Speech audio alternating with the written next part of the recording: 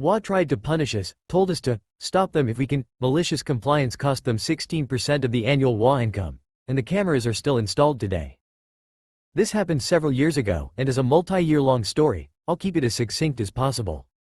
We installed cameras in front of our home that were looking at our vehicles. Part of the camera angles did overlook parts of two neighbors' properties, one backyard and one side yard. The cameras were battery operated and had a function where you could gray out areas that you didn't want to film. When motion occurred in the grayed out areas, the cameras would not be activated to film.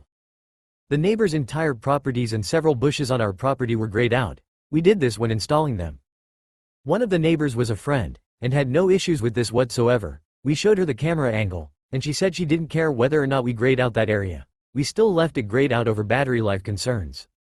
The other neighbor's name was Karen, not really, but we all know why I chose that name. Karen was on the HOA board and, as you can imagine, we didn't get along with Karen or the HOA board. We told Karen about the camera and showed her the grayed out areas at the same time that we told our friendly neighbor about it. It was simply an FYI conversation. We are not on friendly terms, not an asking permission conversation.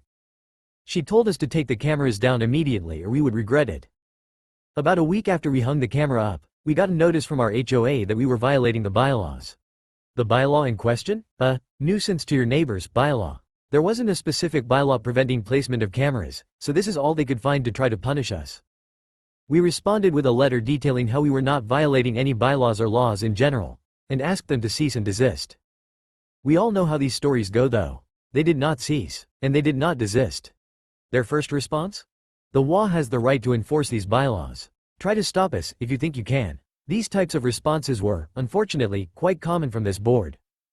We entered this battle with one goal in mind: to cost them as much money and time as possible.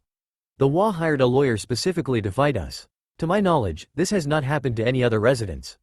In the following 4 months we ended up costing the HOA over $4,000 in lawyers' fees fighting this battle. For reference, the entire HOA income was $25,000 per year. When it came time for our official HOA hearing over the matter, we had successfully postponed it, thanks to an attorney friend, 3 separate times. There were over 100 back and forth emails with the HOA attorney and ourselves. Each one of those emails was a 15-minute expense for the HOA. And I was happy to follow up a follow-up question with another follow-up question if it meant the HOA attorney was going to keep billing me. Did I say follow up enough times? We didn't actually want to take this battle to court, so we ended up removing the cameras the day of the hearing, to prevent being fined, even if the fine wouldn't hold up in court. The HOA decided in the hearing that we were guilty, surprise, of violating the bylaw.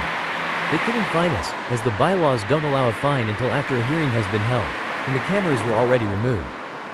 In the end, the punishment was a sternly written piece of paper on the attorney's letterhead, delivered via certified mail, that stated that we were not allowed to place a camera on our home that had the potential to invade a neighbor's privacy. Keep in mind, the letter specifically stated the camera could not be placed on our home.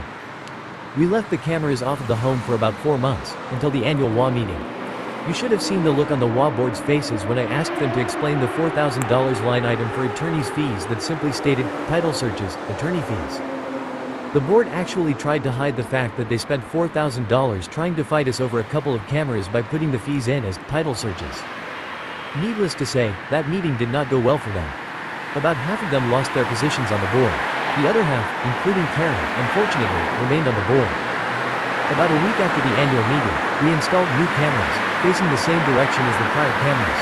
Only this time, we installed a post in the ground and mounted the cameras to that post. The admonishment we received after the hearing specifically stated that we were not allowed to install cameras on our home, and said nothing about putting them on a post. They did send a letter to try to tell us to remove the cameras, but a sternly worded response indicating that we were prepared to fight them actually worked this time around. I guess they didn't want to spend another $4,000 fighting us. We didn't receive any follow-up responses, and the cameras on the post are still installed to this day, over 2 years and running strong.